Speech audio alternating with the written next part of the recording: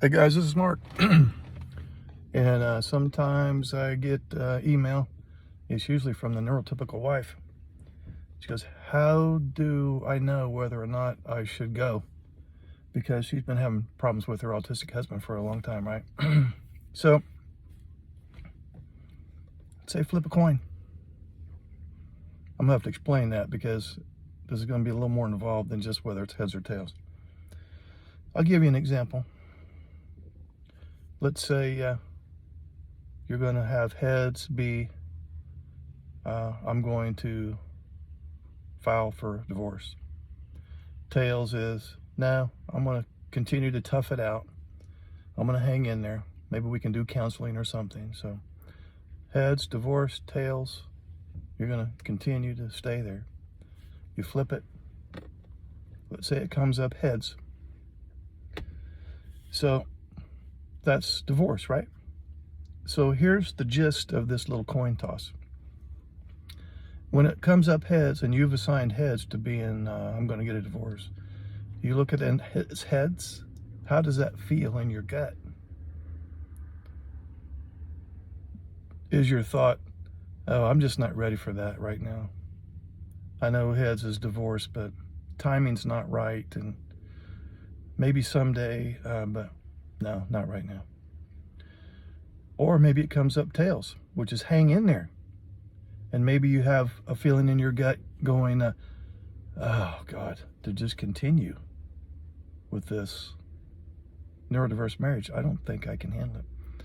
So the whole point is not whether it comes up heads or tails. It's when you've assigned one thing to one side and the other thing to the other side, they're polar opposites, right?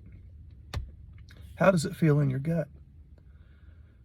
That's what I want you to pay attention to, not so much the coin in and of itself. So you're going to pretend, here's the summary, you're going to pretend like, and you can do this any way you want.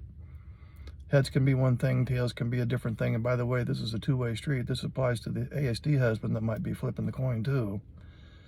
So you pick one side or the other is going to represent separation or divorce. And then you pick the other side is I'm going to continue to hang in there and tough it out.